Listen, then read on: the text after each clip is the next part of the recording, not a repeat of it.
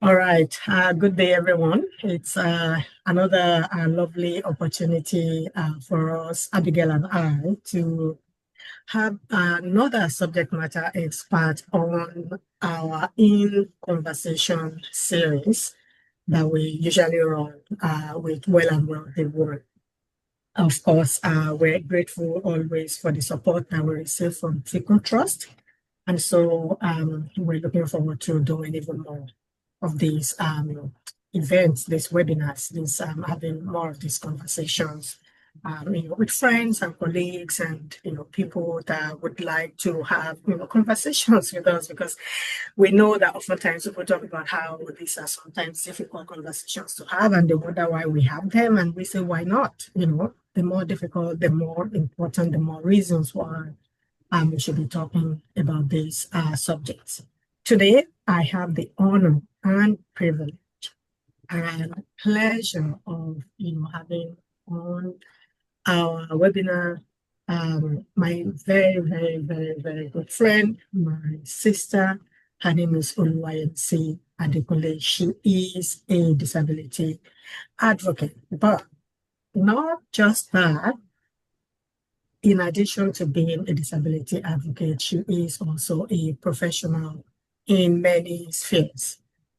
Oluwayemisi is a public relations and public affairs strategist with a proven track record in leading communications that shape public perception and drive stakeholder management.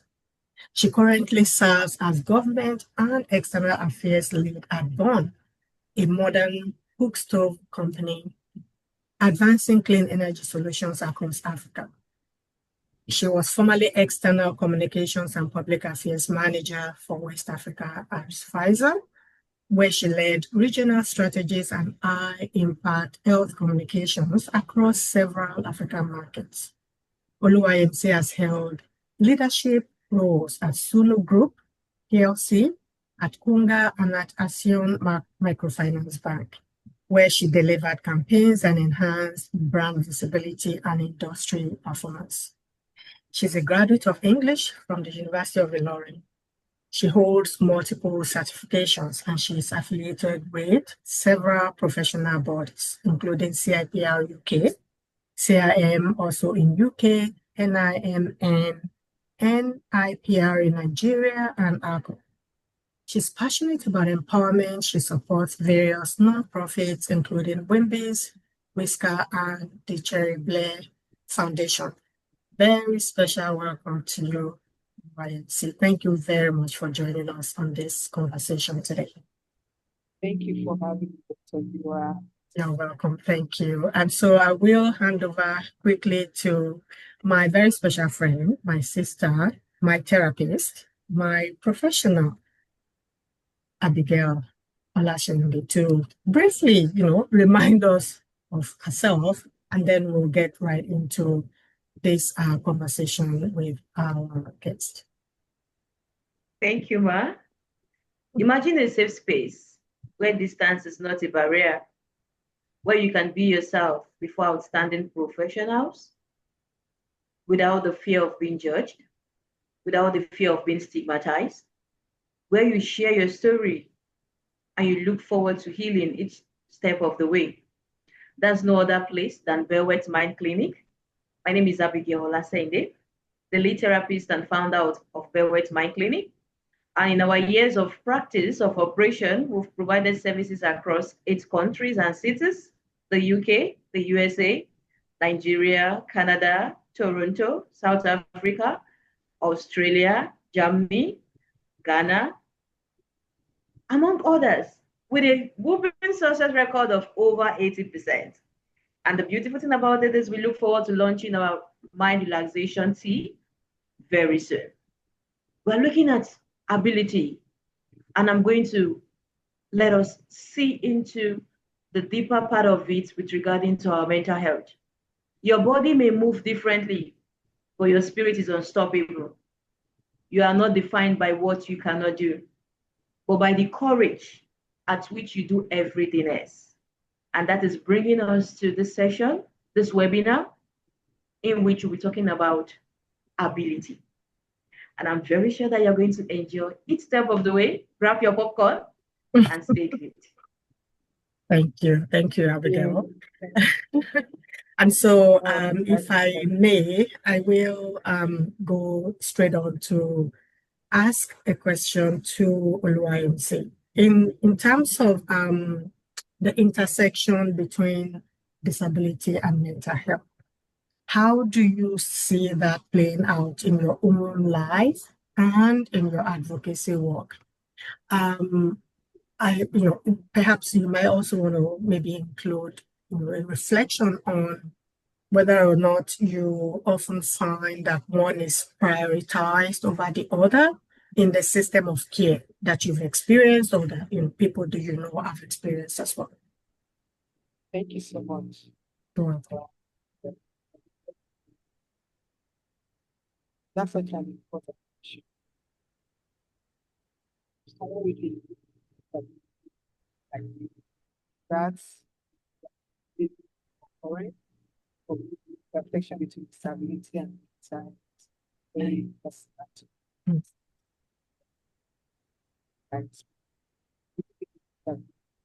Not just about navigating the various spaces that you come across. It's also about navigating perceptions, social barriers, the name calling, and the systems that are built with us, without us not being considered when the systems are built. And all of that over time takes a toll on the mental health, no matter how strong it to be or how seemingly impenetrable the kind of wall you put up. I've seen both personally and through advocacy how that system treats one. They treat these two things like, oh, they are different, so this one should be prioritized than the other. It's in most places across Africa, you don't even get a chance to talk about your mental health because you are still begging to be seen as a human being first. Being a person living with disability, you are begging and clamoring for, oh, I am here, you need to take cognizance of this that I'm asking for. So when you now start bringing mental health into the conversation, you are seen as, oh, she's very problematic. Oh, you're asking for too much. Physical access might be addressed, yes. They might provide the ramps or the mobility aids, but the emotional accessibility is not there. You're still living in a place where some people don't even see you as somebody they can have a relationship with. You are seen as, oh, I'm doing you a favor by dating. So, you don't have that emotional accessibility and, trauma-informed care is not available to most people that live with disability. A lot of people, the healthcare providers, they don't really know how to support you. They don't know how to address you in a dignified manner that does not make you feel lesser than who you are. Then the peer support often falls through the cracks as well. You don't have enough of your peers that even know that they should demand for this kind of thing because over time they've been used to being pushed aside, being seen as a non-entity. So for many of us, mental health is still seen as an afterthought. But to most of us, it's not meant to be. It's part of how we survive. It's supposed to be how we thrive. It's supposed to inform how we thrive and how high we can go and how we sustain our hope in a world that doesn't give us the chance or doesn't even believe that we have a chance to survive. In a world that sees you as, who are they? Those, you are labeled by the kind of disability that you carry. That one-legged girl. People don't even consider how those condescending labels make you feel. So asking for something other than me being even recognized or being seen as someone, as an individual, as a human being, will be seen as, what is your problem? You this one-legged girl. So mental health is often, always falls in the cracks Okay. Wow. Wow. And honestly speaking, I can relate with what you've said in the world of practice. And that brought to memory while you were speaking a couple of weeks ago, there was an event in which I attended, and someone was saying, "Oh, I can't see the projection." And others were like, "Oh, you didn't tell us that you are blind." Mm. I was like, "No, no, that's visual impairment. Don't use that word blind." They say, "Oh, Bewet is here. Bewet is here giving supporting words." And someone was like, "Better don't polish the word. Let the person know that he's blind." And it's so sad that a whole lot of people they don't have the emotional intelligence. No. That's And true. but just as Mrs. Oluwayemisi have said, we look forward to that point in which mental health would get better. It's better than the last 5 years. It's better than the last 10 years, and we are hoping that it will continue to get better. And it's so sad that it's cut across regions, Mm. countries, cultures. Northerners we say Meido Daya, one eye person. So different tribe with their different way to ridicule people. But I believe that with you in that space, it's a game changer, and we are looking forward to more improvement in the ability world in intersection with the mental space. Thank you for that, Padma. So I'm going to be asking the next question. But before that, Dr. Jumake, would you do you have would you like to contribute to what has been said, please? Well, I was just a bit, how do I put it? Not surprised, just frozen, if you will. Like, I mean, typically I want to kind of, like come back and add, to what our guests have said, but just hearing it, I've seen it. Like you're just saying, Abigail, experiencing, somebody being labeled as blind when clearly it was some form of like, visual impairment. Maybe the distance of the screen, for instance, might be wide, they couldn't see. But then, you could put a label, put a sticker on it and shut them off. It's perhaps what that person was attempting to do.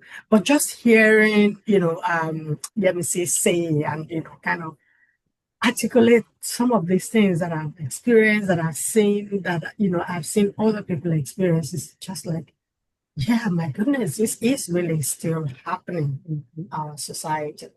And I mean, it's interesting because even when you think about the context of the, African countries, perhaps, this is even more prevalent. But I do have to say that even, being outside of Africa, traveling countries around the world, there are, better services, better accessibility that are built into things.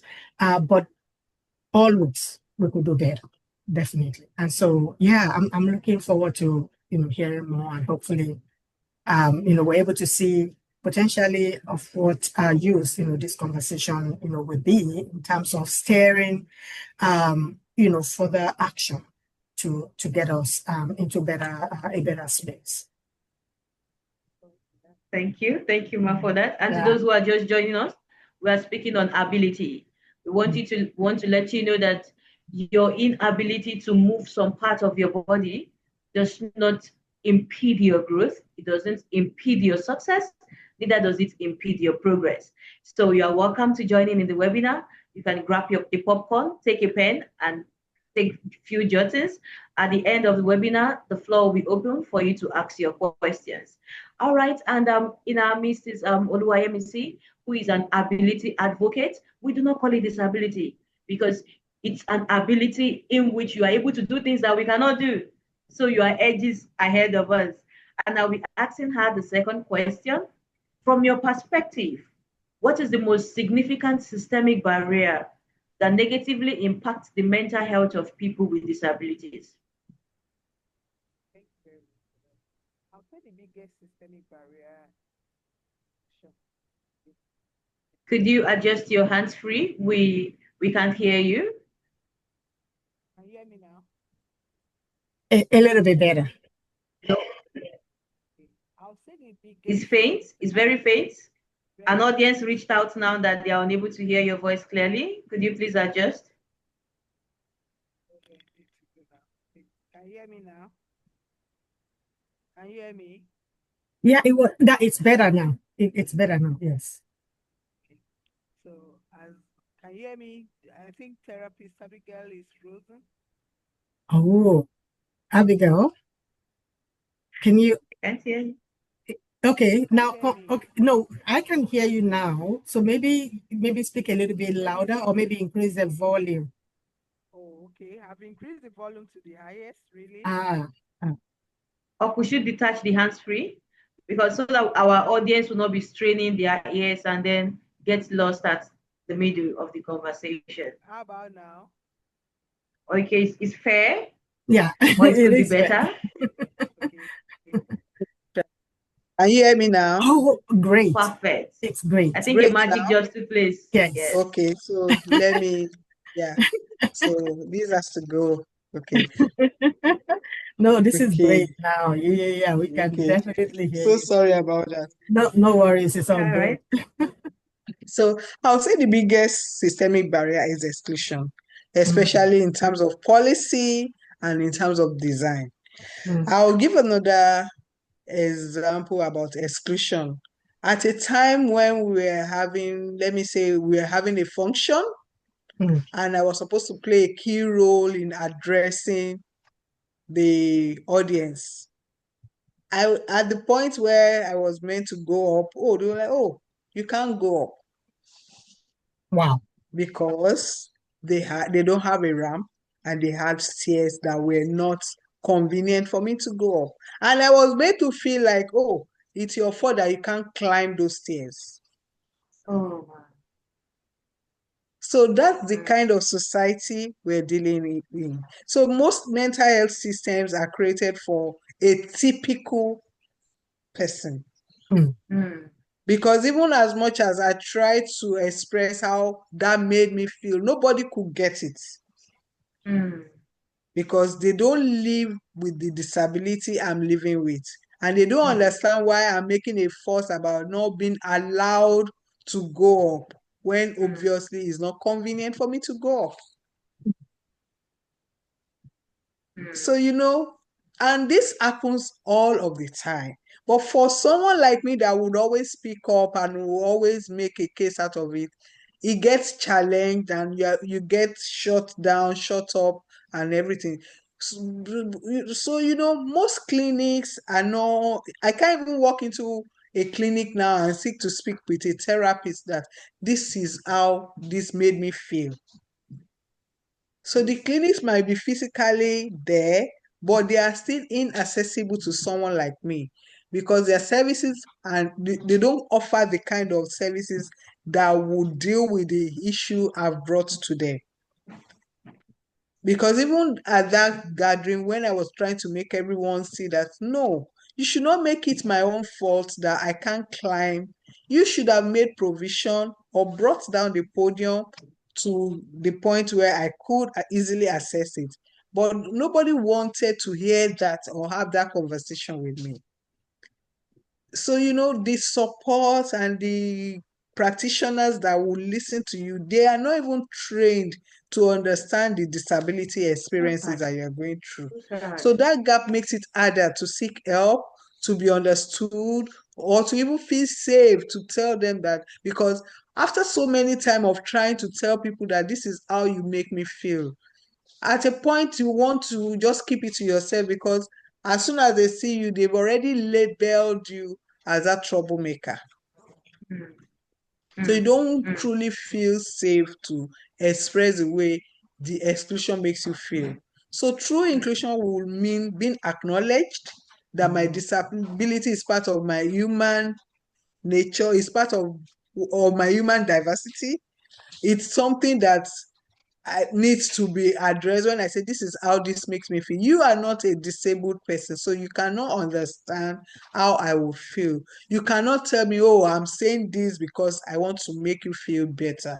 I see a lot of people from time to time say, oh, I will not call you a disabled person because I see more abilities in you than disability. I am disabled. I agree to be addressed as a disabled person because I already have a disability. But in that disability, I still have some things that I can do that disability has not touched. So don't wipe it off that, oh, I see a lot of disabilities in you. You are not disabled. I am disabled. Call me that. But don't call me that because I'm disabled. So I am not worthy of any other form of respectable treatment. So our mental health policies need to, and the funding, I understand that there's no funding really to even address everyone in the society dealing with one mental health issue or the other. But we need the funding and the policies that reflect that people with disability will keep being, they will be understood, will have a safe space to hear how we feel, and will not be underserved in the spaces that we are meant to heal us. We'll be healed. We'll be able to receive the healing we need. We'll be able to receive the therapy that can help us to deal with the unique challenges that comes with being disabled.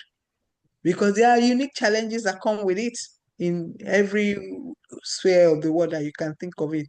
There are challenges of, oh, am I good enough? Oh, am I even okay? Oh, how do this person see me?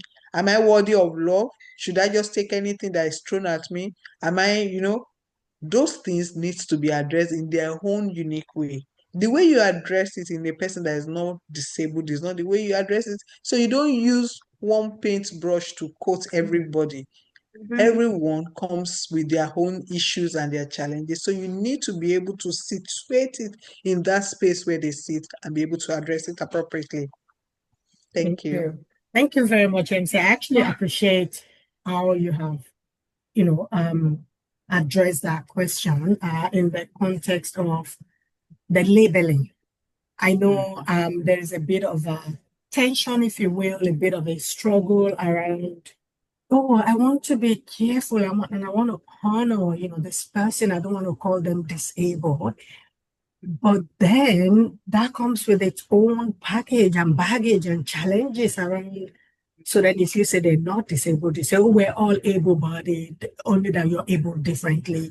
Then you start to come up with also, this element of, therefore, I don't need to do this for you. I don't need to do that for you. It kind of, fits into the conversations around, when people talk about equality and equity and, equitable treatment and challenges and whether or not, we need diversity, equity and inclusion and all of those, little bits and, pieces of programs that are, designed and, implemented to help to at least, support people who need support in whatever way, shape or form. So they may need to take off the label that potentially help to draw attention to the issues, to draw attention to the community, to the group of people who need this extra help. You start to actually minimize their experience. You start to then actually go, you're like taking us several decades back. And that, very, very nicely segue into the next question that I have for you, which is about the term ableism.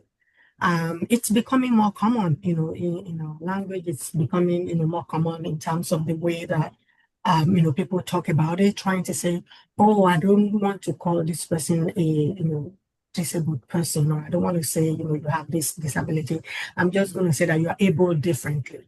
Okay, good. You're trying to be, nice, but what does that mean and what does that look like and how does that serve the person, the individual who clearly, needs some additional, layer of support?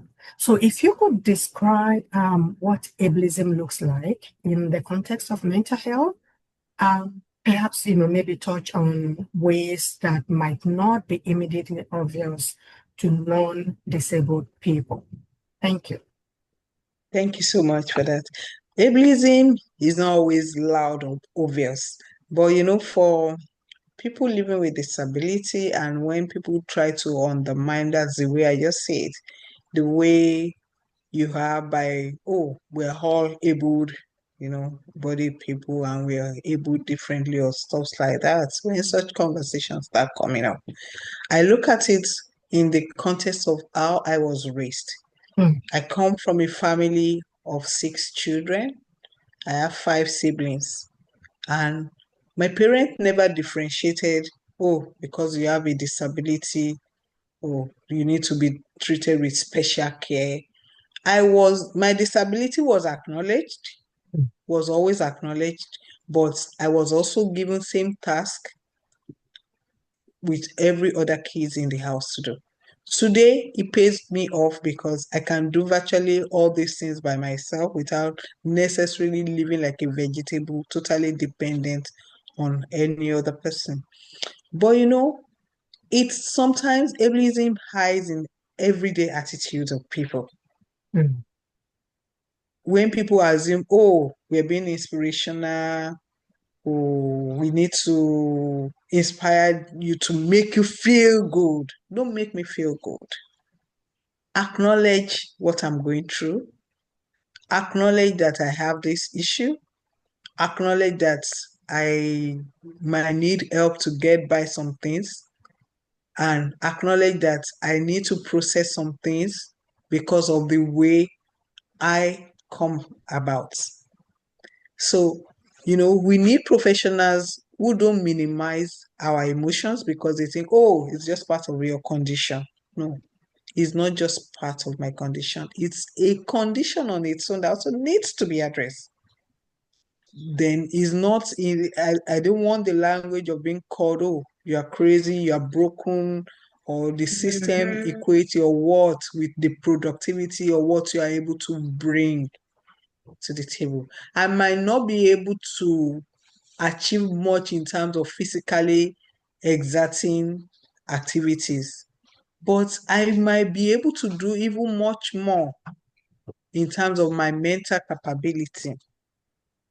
But as humans, we deserve the same level of care and attention that every other person, or even a little bit more. And all these subtle messages reinforce the idea that our mental health struggles are valid as well. You should not push it under the carpet or make it look like, oh, it's just one of those things. Everybody is going through it. Everybody might be going through it, but the way we are processing it is different because of the unique challenge that we already come up with. You don't expect somebody that is visually impaired to feel. I have a friend who is visually impaired, and she told me a story of how her boyfriend broke up with her on the expressway. The guy was driving a car, broke up with her, parked by the roadside on the highway, and left her in the car. That guy needs therapy. Someone that could not see, and you left her in the car on the highway. But that is the kind of things that, oh, you're always claiming that you can do everything. And because of that, you felt the best way to break up was to leave her right on the highway. Thank God for technology, she was able to pick up her phone and call a number to dial. That was the person that came to pick her and take her home. So while ableism is in everyday conversation, we need to leave it and, acknowledge people, respect what people come up with, and not just push it under the rug. It's something that needs to be addressed in the proper perspective of things. That's the way I see it. Thank you. Thank you so much. My goodness, Wow. where do I start to unpack, some of this? How do you begin to even comprehend such behavior? Oh, you're always claiming to be so good. You're always to be, like that phrase, what a man can do, woman can do better, for instance, or something. Oh, so if you say that you're able-bodied, even though you're able differently, well, then I'm tired of you. I'm just going to walk away on the highway. Clearly, you can tell that this person will not be able to operate this vehicle. Come on. Mm-hmm. Wow. I'm going to let Abigail continue with with. I need to process this. Yeah. First of all, just in case your friends stumble on this video, I'm sending her loads of love and hugs. And if she like therapy, I'm willing to offer her 2 free therapy sessions. And I'm going to say a shame on that guy. A shame on him, because the lady he referred as being blind in his own town has a car and he does not even have one. A shame on him. So sending loads of love and hugs again to your friend. Yes. Yeah. I support that. Lots and lots of love. Lots and lots of love. She's been able to get over it now. She tells the story and laughs at the guy like, oh, he's The doing guy quite. is a loser. He's a Wow. She's loser. doing very, very well. Unbelievable. I'm glad to hear that. Thank you. That's good. Thank you.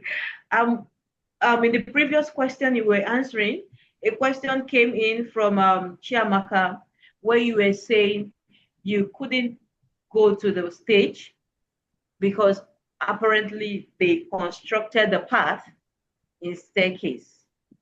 And maybe Chiamaka has been in your shoe before, but she said she would like to know how you handled it. How did it make you feel? And how were you able to come out of it? Okay, so like I said, I raised this with the organizers of the event that I don't think this should be made to look like my fault, that I can't. You should have provided, ramps and banisters for me to be able to hold on to and climb. But none of this is there. How do I mount the stage that had stairs? They were making, oh, so what do you want us to do? We've gotten somebody else to do it, and that. But that those are one of the many instances that have had issues like that. I made an issue with it, spoke with the organizer, spoke with everyone I knew I could speak with about it, but the deed has been done. Yes. Wow. And just to supplement what you said to Chiamaka, who is listening to us now, I will tell her that, and to everyone who is listening, the best revenge you can give to your critic is success. The best revenge you can give to your critic is success. When they think you are able to get there, let them know that you are able to even go far beyond. And I wrote something when you were speaking. I said, an individual's response and attitude to someone's impairment is a replica of their personality and unresolved trauma. Because someone who is emotionally stable would not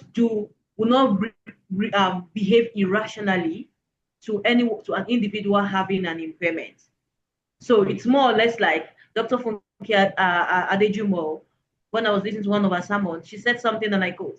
She said, when I go out there and people, instead of saying, oh, you look beautiful, and then they are trying to pull me down with their words, I just tell them, oh, I understand life can be difficult for you. So it's I believe with you as the advocate in the space, it's going to be more light to those who are unable to share their burden, who think they are the only one there. But when they see you, I'm very sure they'll be glad to look up to you as their model. And then I'm going to ask the next question. But before that, there an organization that partner with Bewed Mind Clinic. There was an event, and this lady said, due to her impairment, she detests standing in front of the mirror because she does not want to see it. And I'm glad where you said the first thing is to acknowledge it. So to everyone watching us, the webinar today is on ability, to let you know that you are great just the way you are. You are amazing. You are beautiful just the way you are. And you shouldn't let what you cannot do with your body impede what you can do with your mind and your brain. And with us is our ability advocate, Oluwayemisi Adekunle, and I'm very sure you would love to stick by so you can learn more from what is happening here. All right, so the third question: what are some of the most powerful coping mechanisms, coping strategies, or sources of support you've discovered, either personally or within the disability community, in regards to managing mental and emotional toll of navigating through the world? Okay, The thank you very inaccessible much. world in English. Thank you very, very much. That's a very beautiful question, and I will tell you my story. I grew up in a family, like I said, where I have five other siblings. My parents were the most supportive system I grew up having. And I always say to people in the disability community, the best gift you can give a child with disability is the love of the family, love of the parents, which will transcend into the love of the siblings. Because of the way my parents loved and accepted me, my siblings love and they accept me as well. While my parents are dead and gone, my siblings and I still share that bond of love and acceptance. I'm never treated as, oh, this disabled sister that we have. I'm always treated like one equal part of the family.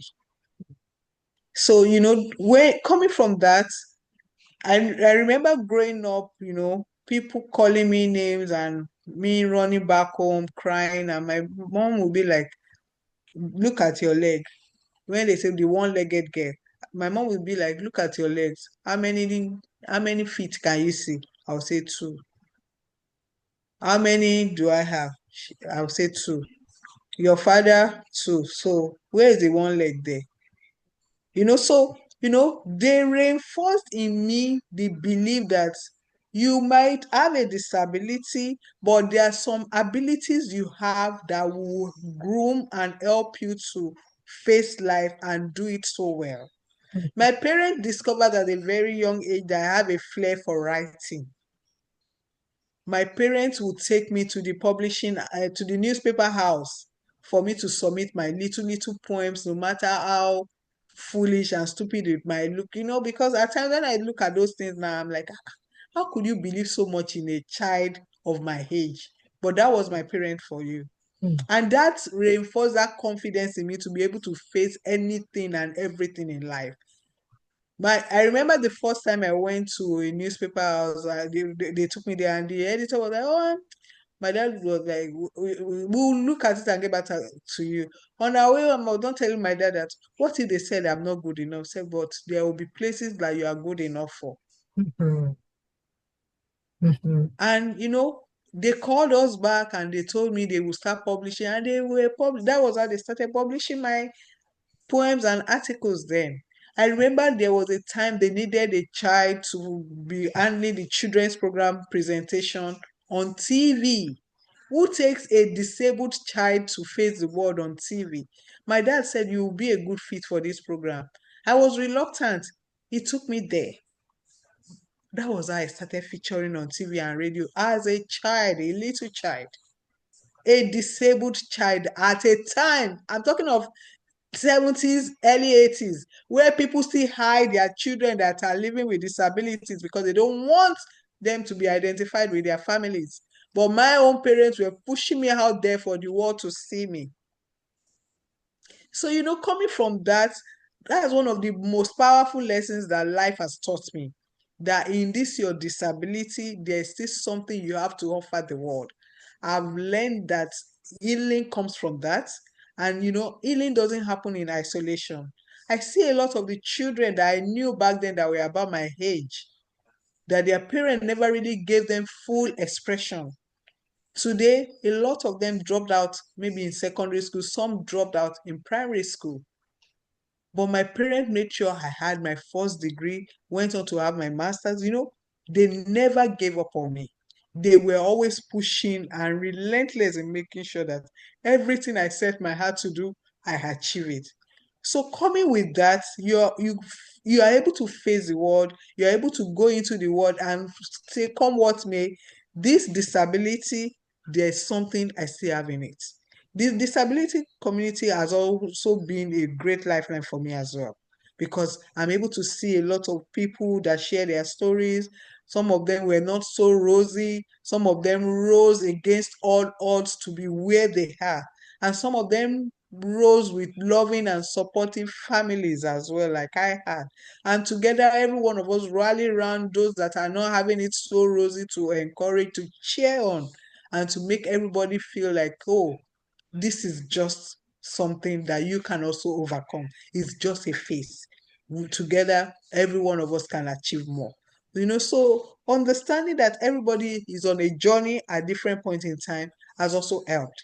And understanding that people come from different backgrounds has also been very, very a great way of supporting people that might need your support and being able to let them leverage on you to be all that they can ever aspire to be.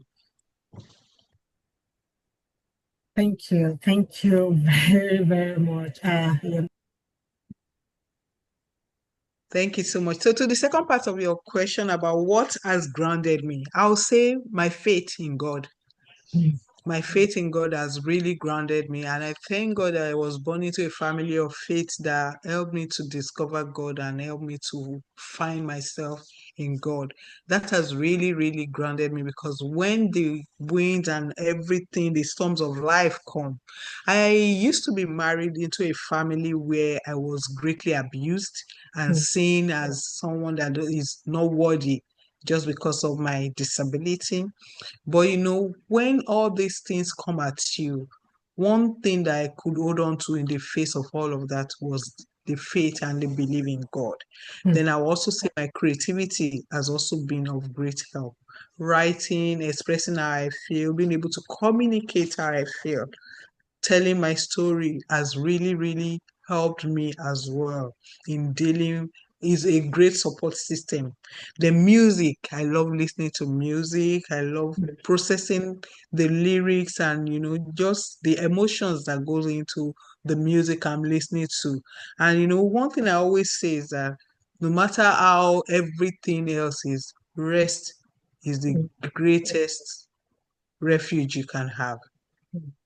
So I always pray for nights to be able to sleep. And when I sleep, I'm able to sleep and rest every other thing that I might have dealt with in the course of the day. So I wake up fully energized and fully restored to be able to face whatever comes my way again, and to be able to see things that I'd seen too overwhelming, like drowning me yesterday. Oh, so this was just it. And I'm able to have a better perspective to go on with life again and take it as it comes. Thank you. That's so huge. And I would say that I think that came at the right time, because a question came in from Adefila. I think he wants to know how he can work with people going through any form of disability. His question reads, so when I see someone in a wheelchair, what should I do? Should I assist to wheel, or I should just say hello and walk by? That's his question. The second part of his question is, to me and maybe to others, the way I want to treat someone with a disability might be seen as I trying to mock them. So his question is, should I ask them, how would you want to be treated? Or I should just follow my instincts? Those are his questions. So I will say to Adefila, when you see someone that doesn't have a disability, what's the first thing that comes to your mind? Do Good you question. do you see the person as, do I need to help you? Would you like me to help you? Or you greet the person respectfully,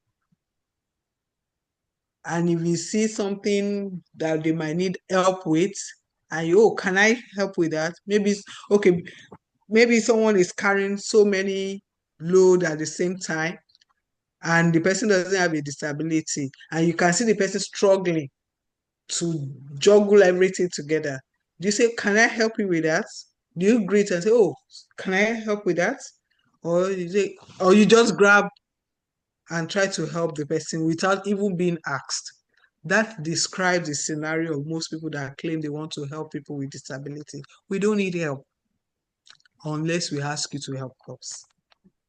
If we ask you to help us, you can go ahead and help us.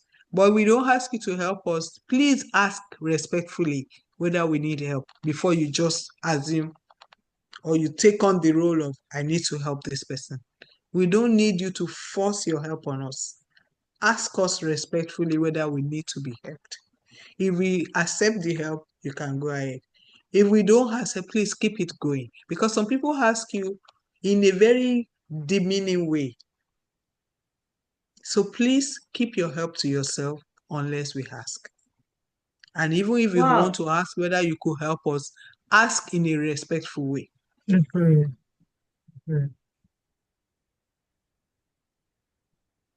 Mhm. I want to believe Adefila has taken note of that. And that question is, what advice, before I ask this question to those who are just joining, you're welcome to the webinar Tap the Ability. And on the show is Oluwayemisi Adekunle, who is a disability advocate. And her goal is to ensure that regardless the impairment you are going through, you see yourself in a unique way. You see yourself in the better version of who you should be. You see yourself differently from how you've been seeing yourself, which has been affecting your mental health. Grab your popcorn, take your pen, do some jottings, because I'm very sure you're going to enjoy the session. The Thank you, question Abigail. here is, what Yeah. advice do you have to people with poor support? This is anonymous. What advice do you have to people with poor support? With poor support. When you say poor support, I really am struggling with that. Maybe the person can expatiate on what they mean by poor support. But let me answer it since we don't have access to the person right now, to the best of my ability. So and I've seen a lot of people with disability that come from families where they are despised. Mm. When I say Mm. despise, I mentioned earlier that there are some people I grew up with back then that in their families, you don't even know that they exist. Once there is a knock on the door, they hide them because they have a disability. Mm. I've seen people like that. So some of them didn't have the opportunity of going to school. I come from a family where my parents sent me to the best of schools.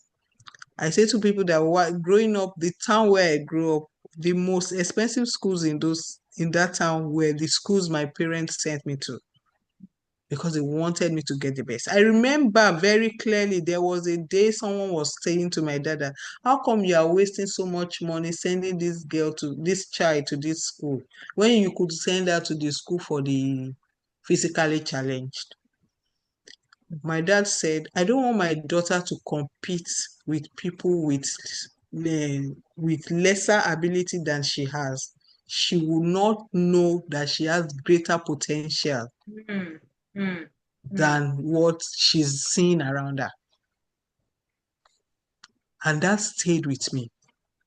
mm, So I will say to the person that doesn't have good support, you have better potentials than what you are seeing around you. You have mm, greater love waiting for you out there than what you're seeing around you. You have more that you can achieve with your life and in this life than what you are seeing around you. Mm. Believe in yourself, believe in God to help you get to wherever you want to get to in life. Aspire for more. Don't limit yourself. Don't put a peg on what you can do or what you cannot do. There is no limit to what you can do. Go for it. Don't let anybody tell you otherwise. Thank you. Thank you so much for that. Wow. It feels like we're just starting. There is so much to look at, so much to reflect on, to unpack, even as you continue to enlighten us on this subject. I am say I really appreciate the time that you're investing into our conversation today, and also for our audience. hope that, they're able to see the value, in this discussion and, potentially take that information and make good use of it, in practical ways, in whatever, area of life, they find themselves. Now, if I could ask for non-disabled people, and we kind of, started talking a little bit about this before the last question came in. Abigail was asking that question to you, and you did answer in terms of, somebody coming along and seeing a disabled person and, trying to force help on them is generally the default is, oh, this person is disabled, let me help them, without them, like you said, James, without them necessarily asking for help. And so, people, non-disabled people, generally, most would want to be better allies, right? Like, how can, somebody who is not disabled do better? How can they, support more? Can you, maybe perhaps reflect on what is one impactful action that, people like that can take, to support both the, disability rights and mental health movements at the same time? And of course, if we quickly do a short reminder, we're looking at the intersection of disability and mental health. There are overlaps, there are connections there. And sometimes the two movements are, running parallel, but other times they do come together and, move together in unison to say, here are things that, if you're doing for, disabled people, perhaps you should also be thinking about how that impact their mental health. And then the other way around, because, you could have mental health challenges and that becomes a form of, disability. And so what kind of action, effective, practical, applicable action, can people in the non-disabled, community take, to support those movements? Thank you. Thank you so much. I love the way you said that they are parallel, but at the same time, they come together. I love that word. I would say they work together simultaneously. Mm. The most impactful thing that allies can do is to listen and act together at the same time. Listen and act at the same time. Listen to the lived experience of people like me with disabilities. Learn from us. Then use your influence to create that change that we desire. Whether it's ensuring that accessibility is in the workplace, in the place of worship. If you take a look at most places of worship, they don't even consider people with disabilities at all. A lot of them don't even come with ramps. A lot of their toilet facilities don't even come with toilet facilities that are accessible for people living with disability. So does it mean that when people with disability come and maybe they're on wheelchairs, they cannot wheel them into the toilet? Or how do you want them to use the restroom? A lot of them have all these stairs and things, no elevators, no ramps whatsoever. Where do they sit? How many people living with disability do you see in places of worship ministering on the stage? Because they are not even considered at all. So how do we start building allies that are able to listen and act on these things? How do we have workplaces that are accessible to people living with disability? How do you make our voices to be amplified, maybe online or leading disability-led initiatives? Or how do you support disability-led initiatives? How do you not speak for us, but rather you speak with us? Mm. Mm. How do we make our allies to understand our disability rights, that they are also our own human rights, and that mental health is part of our story? How do we shift the culture from being aware of these people with disability but true inclusion being embedded in everything that is being done for us and with us in mind. So the greatest support from allies is to listen and act. Thank you. Very good. Listen and act. Listen and act. Very important. Straight to the point, short, sharp, and simple. Yet, some people don't see how, that's it, listen to us, work with us, listen to what we're saying, join efforts with us. Don't try to do things on our behalf, and then act on, what we have shared with you, what we have communicated to you as being, the needs that we have. Thank you. Abigail, let's see as you move us into the next question. Thank you.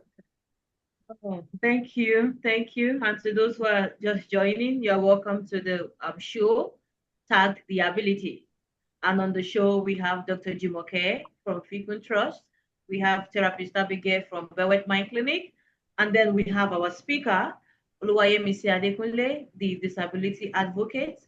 She's here to let you know that regardless the physical challenge, the impairment you might be going through, you should begin to see yourself as being unique. You should begin to compete with the eagles and stop competing with the chicken, because in you lies greatness. And listen and act at the same time. Before I proceed, I will say, God rest the souls of your parents. They did amazingly well. And I wrote something here. Childhood upbringing goes a long way in shaping an individual's personality and ability to feel amazingly well. And to those who are watching us, but you do not have that support that would have made you become, that you think would make you become a better individual, I just want you to look deep into yourself. There is gold yet to be tapped. Use Oluwayemisi Adekunle as your model, as your mentor, and I'm very sure that the sky is going to be your starting point. And to religious organizations, institutions, non-religious organizations, that any one of the staff or anyone stumbling on this webinar, please, I want you to implement some of the things you've heard and you'll be hearing. Try to consider people who have the disabilities. Create room for them. Equality. As much as you create staircase, let there be the rail in which they can also have movement unhindered. Let them have all the measures needed for them to enjoy life. Because the truth about it is, just as Dr. Jumoke said, mental health and disability, they come to a point. The thing about it is, it gets to a point in which they are trying all by themselves without support. And at a point, they feel tired. At some point, because we all have our threshold, at some point they feel tired. And that's why suicidal rate is on the rise. You could be a voice to them. You could be the reason why they will not go down the drain into depression. And that brings us, makes me ask this question: what are some of the languages people use around disability? We know that for mental health, it is everywhere. You hear someone say, sako, sako, you don't mad. We also offer psychiatric services. And yet people say, so you also treat mad people. So for the mental health space, there are some of such crude terms, languages out there. But for the world of in the world of disability, we would like to know what are some of those languages that people use around disability, and what harm does it do, and what are other languages that people use, and what good does it do? How does it empower them? I'm very sure some people might have been acting in ignorance. Anyway, ignorance juris is not an excuse. Ignorance of the law is not an excuse.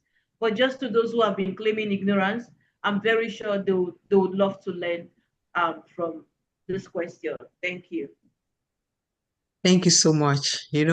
Language is everything because we live in a world where everything that you see and you don't see were shaped by the words of the greatest creative artist of all time, God Almighty.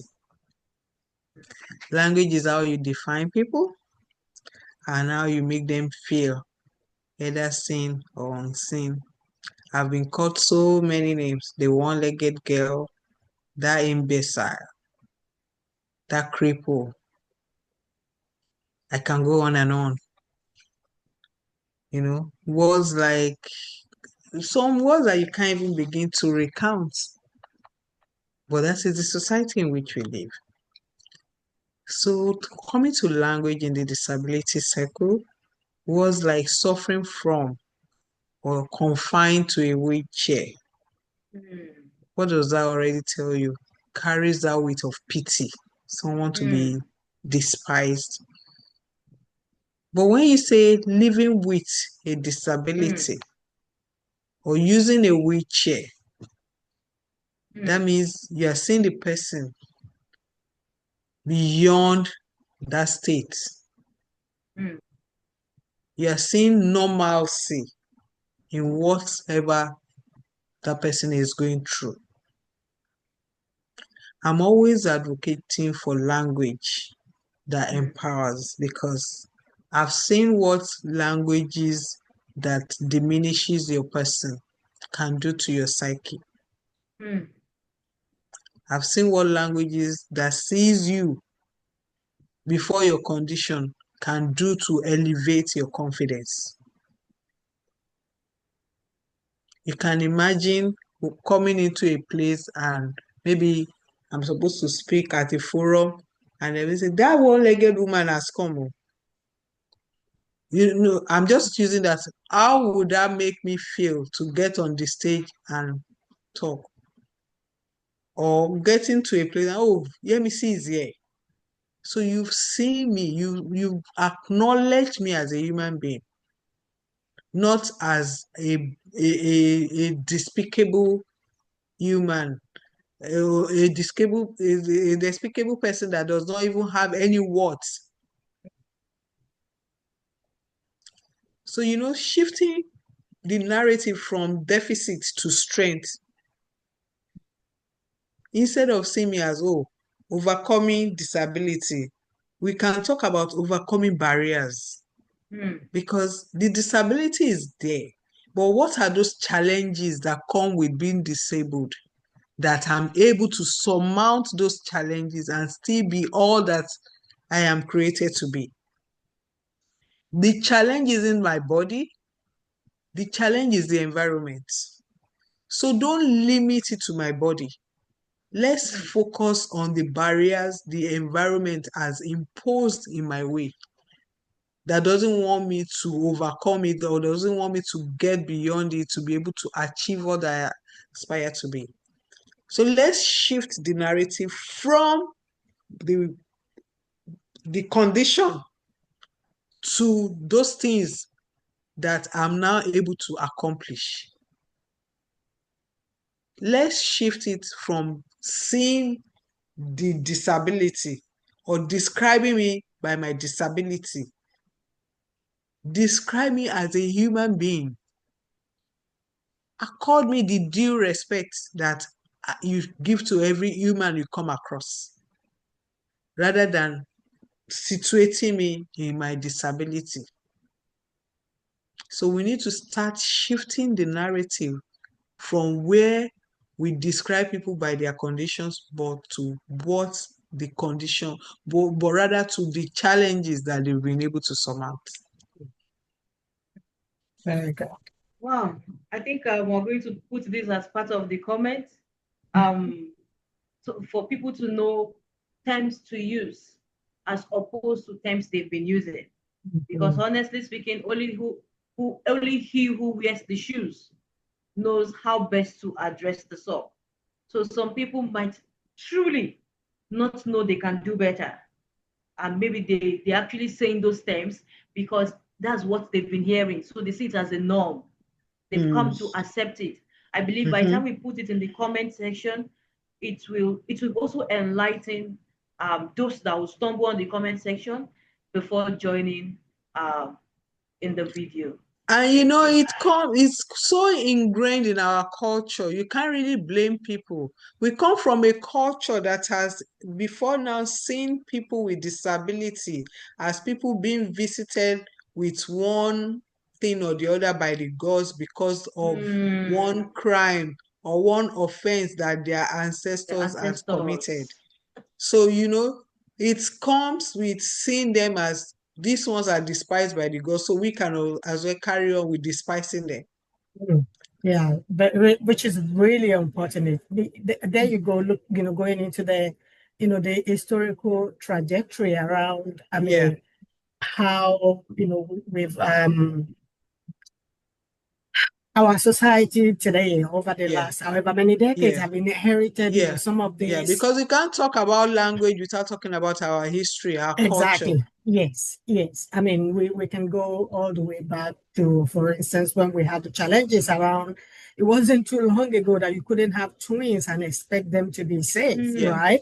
Because, there was a challenge around that as well, which, we're not going to get into today because then we might end up with a full day interview looking at all of those, True. histories around the negativity, the discrimination that has existed over however, many times. I mean, you actually already talked about it a little bit, we were talking about it, although within a family unit in the context of, some families where, they have a child that is disabled and they actually hide the child, because they don't want, their friends, their connections, their networks to see that they have, such a person. They consider that person to be a burden, which is completely untrue, right? But then outside of the family, extending that into the community, extending that into the larger, society, we still have, those discriminatory, practices today. And so to that point, to build on that, as a disability advocate, as somebody who, again, thank you so much for all of what you've been doing in this space and that I know that you're going to continue to be doing. I'm pretty sure if we were to measure the pulse of the nation there are, even outside of Nigeria, I see a lot of the advocacy that you do online, as part of the activism. If you could implement just one policy change today, tomorrow, in the not too distant future, to improve the mental well-being of people with disability, what would that one policy change be? And, why would it be that, particular, policy that you're looking at? I mean, keep in mind, I know the word policy might sound a little bit abstract to some of the people in our audience, perhaps to a lot of the people in, the community that we were raised and that we grew up in. But these are significant and important things that perhaps we need to start to pay close attention to again. We were just now talking about history, policies, depending on who is sitting at the table, depending on who is crafting language around some of these things, who is coming up with the strategies, who is talking about what to prioritize, who to prioritize. It changes how the people that are going to be implementing, these policies and strategies, it changes how they deploy them. It changes who gets what resources. And so I know it might be a little bit difficult for you to pick just one policy, but of course, being mindful of our time. Yes, I would appreciate if you could at least just, try to focus on the one policy item that you think, well, if we do something about this, if we it will make a significant difference that can then have a ripple effect on other policies, on other, strategies that we're using to elevate the, importance of these communities' needs and to listen to them and act on what they need. Thank you. Okay. I'll make mental health support a built-in program as part of the disability programs, not an optional adds-on that you can or you cannot take.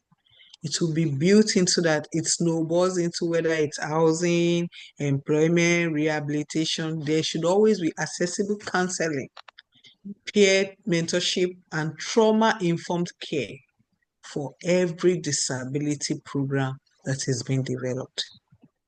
So mental health as a built-in that snowballs into every other thing that you want to think disability, mental health should be built into it. That will be my focus if I have the opportunity to suggest one policy.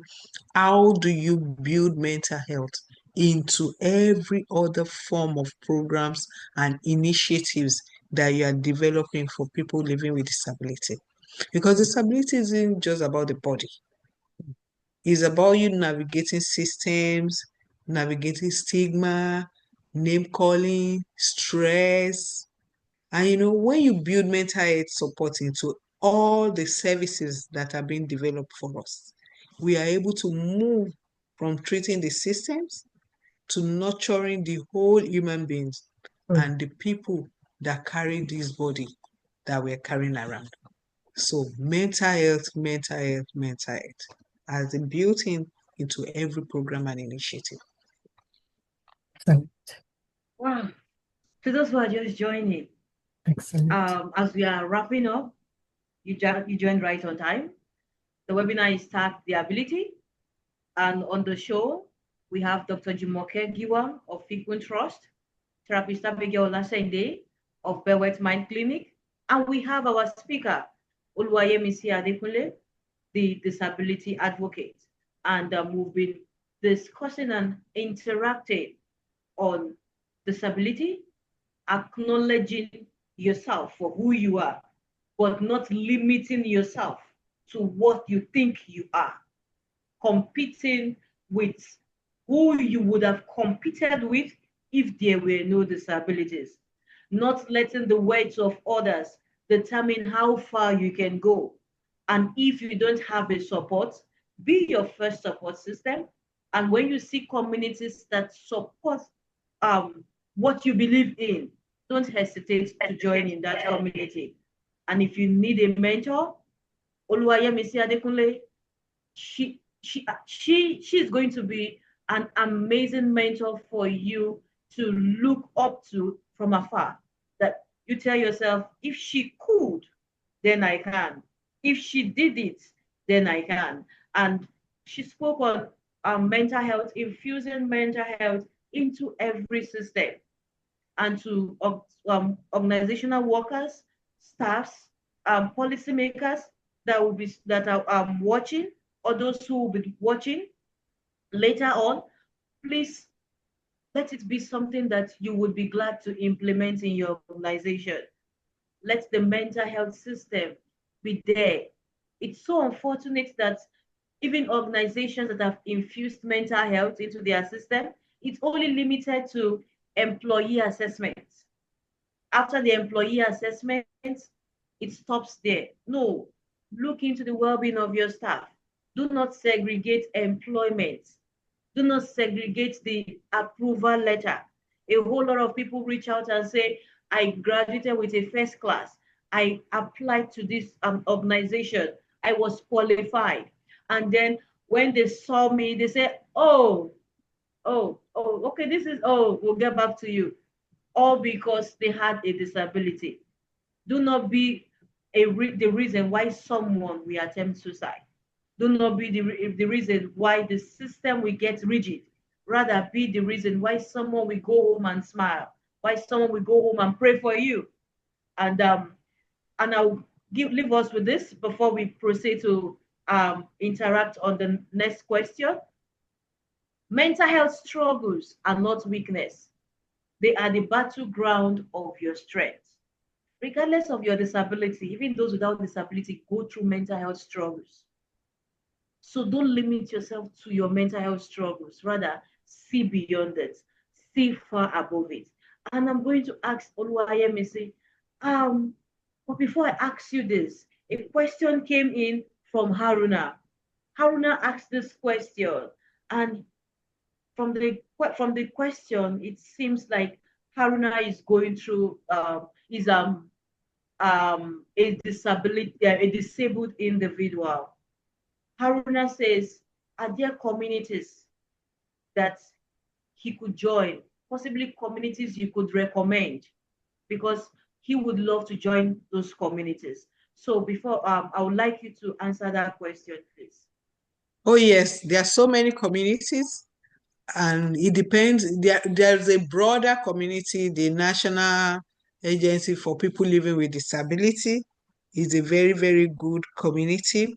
Then, depending on the kind of disability that Haruna has, if it's hearing impairment, there's the National Association of the Deaf. If it's the visual impairment, there's National Association of the Blind. If it's so many to join, really. So it depends on the kind of disability that Haruna has. He can just do a search online, and you'll be able to get the contact details of the disability community that he wants to belong to. And a good thing is most of these disability communities, they offer different kind of support system peculiar to the disability that they have tailored at. And they have different initiatives to boost the economic empowerment of their members as well.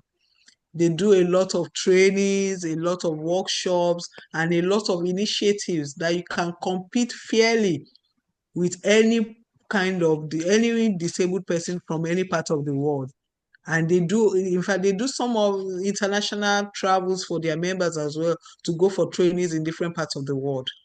So I'll recommend them to people that are keen about developing themselves. Thank you. Thank you. You're Thank you welcome. for that. And I want to believe Haruna has gotten that. Don't forget, audience, first thing, acknowledge your disability. It's okay to use faith. It's okay to be religious about it. There are some religious sects that when they are sick, instead of them to say, I'm not feeling fine, they will say, I'm strong. It's okay. It's very okay to acknowledge your disability. But acknowledging your disability, when someone comes and they want to make a caricature, it wouldn't even get to you. It's more or less like, I know. So what else do you have to say? So when they say, like, I know it. Yeah, so what next? Exactly. Exactly. But when You can't you use are that to shame me. I'm not Exactly. ashamed. That's You who I can't shame am. the shameless. Exactly. Exactly. That's who But I when am. you I know actually it. exactly. But when you are running from the truth that you should have told yourself, when people come to say it in corrosive way, in toxic ways, it's not get at you. That's Someone true. reached out and was requesting therapy for one of their children, and at the clinic we were like, but this child is of XYZ age. Why are you just requesting therapy? And they were like, I think more money. They have been hiding the individual. So to parents with kids having any form of disability, see it as an opportunity for you to let that child know that in him, in her lies greatness. And I think with what Oluwayemisi has been saying all along, I stand to be corrected, but I believe to parents having kids with any form of challenge, do not take those kids. Fine, the government actually had that structure just to be able to accommodate different individuals so that you would know that you are not the only one. Someone else has it, you will not feel isolated. But please, as a parent, if you have the funds, if you can afford it, you don't need to take your child there. Take your child to schools where they can compete, where they can see greatness in them. Let them face the cruelty of the world as they grow, so that they can always come back to you and say, Dad, Mom, this is what this person said. And you'll be able to let them know that in them lies greatness. In them is a goal that needs to be tapped.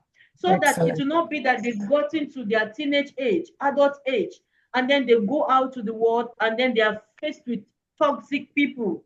And then the next thing, the shock absorber is down and they are thinking of an escape through substance, through suicide, and some even take an escape in pornography. But I believe that with this with sessions like this, we would be able to impact the world one person at a time. Oluwayemisi Adekunle, in fact, it has been an insightful session. Even being a therapist, I would say this is so expository, and I've learned a whole lot. And not to talk of people that are not even therapists that might not even know as much as a therapist. I want to believe that their jotters are filled. Or I've been typing and I've been typing, and Same I want here. to say Same here. thank you for taking that time to come and educate people. Mhm. We are really, really grateful. We are Thank so you. grateful, and we do Mhm. not take your time for granted. And in fact, as you were speaking, I can see someone speaking from her heart. Yeah. Someone speaking from the realities of life she has been through. Someone speaking from the pain she has overcome. Someone speaking Mhm. from the scars that might never disappear, in which she has come to live. Amidst the talk of challenges, we often don't hear much about joy. Now, to you, as a representative of the community, what does joy mean to you? I would like to know, please. Thank you so much. Funny enough, there's You're so much welcome, joy ma'am. in the community. Mhm. For me, joy comes in the laughter we share, in our stories, in knowing that we are not alone. We are there as support system for each other. It's in celebrating our wins, mentoring the young advocates, and embracing everybody as part of our story, not something to hide.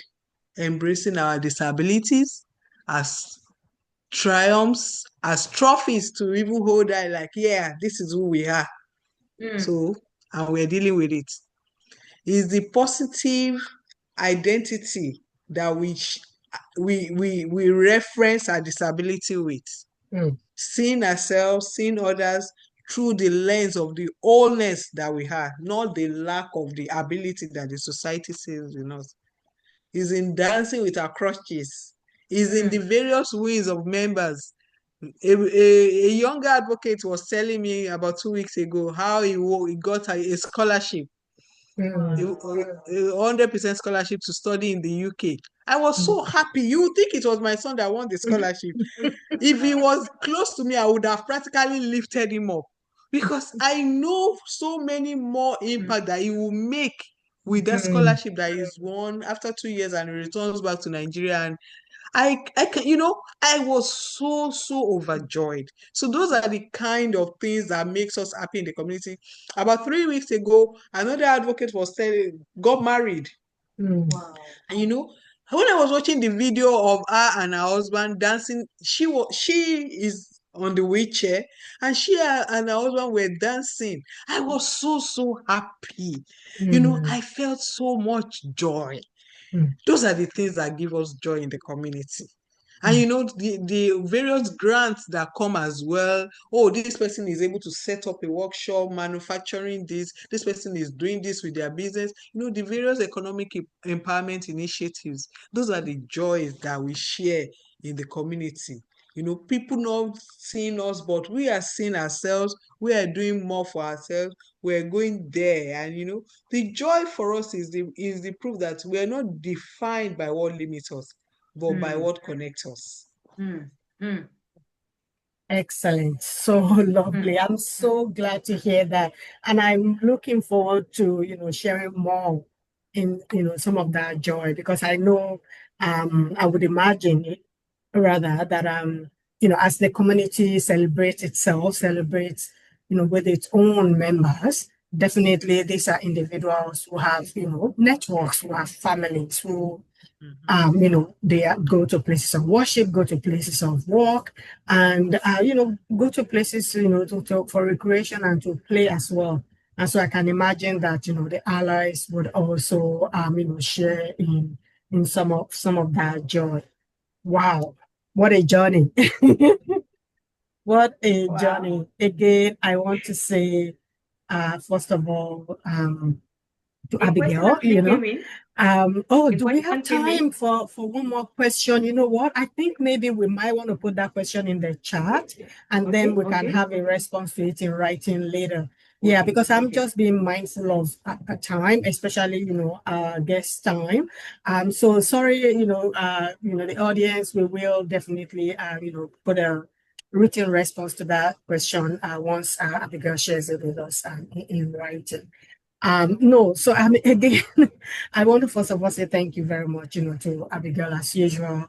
Lots of excellent insights, lots of follow-up questions, especially also moderating as those some of those questions were coming in from our audience. And definitely, to our audience, thank you very, very much as well, for always joining with us, continuing with us, watching some of our programs, taking value from them, applying them, those values in whatever sphere of life that you find yourself. And a very, very, very, very, extremely, very special, big gratitude and thank you is especially reserved for our guest on this particular episode of, Well and Well, the Woman. People keep asking me why, how did you come about, that label, Well and Well, the Woman? I'm like, well, I'm, telling myself I am well and I'm wealthy. And I manifest that in whatever way, shape and form. And I extend that to my communities as well. I see, networks of friends, I see networks of colleagues, of neighbors. I generally love, opportunities to journey with women to encourage them, to enable them, to empower them. And so I see other women in my sphere of influence as being well and wealthy as well. And so if I could, with all due respect, extend that level to our guest today and say the very well and wealthy Oluwayemisi Adekunle. Thank you, thank you, thank you. We are so grateful. Thank you very much, for taking the time, for investing in your community, definitely, and by extension, in the community of allies to be able to share all these insights with us, on this episode of the program today, to encourage people, to enable them, to empower them, to remind them the importance of language, to remind them how to be allies, right? To to talk about the need to remember that the intersection of disability and mental health, there's a lot of work to be done there. And how do we look at existing policies, polish them, refine them, and make them more practical, more applicable, more useful, so that at the end of the day, nobody is left behind. I think that is, part of the significant and important information that we want to get across today. And so again, thank you. As we come to the end of, the episode today, we look forward to more opportunity in future to be able to come back and have another conversation with Oluwayemisi and see, some more progress that have been made in that community. I would like to have our guest leave us with one last gem before we, as Abigail always say, put the peg on the show today. So yes, I leave the floor to our guest. Thank you. Thank you so much for having me on the show today. I've really had a beautiful time speaking and sharing about the various things that we go through and how we live our daily lives. I would say my last word is inclusion is not a favor, it's the foundation of a healthy and humane society. When we create systems that support people with disabilities, physically, mentally, and emotionally, we're not doing good for a few people that cannot help themselves. We're creating a world where everyone can thrive. Thank you so much. Thank you. Thank you very much. And we look forward to having you on again. And to our audience, thank you very much for watching.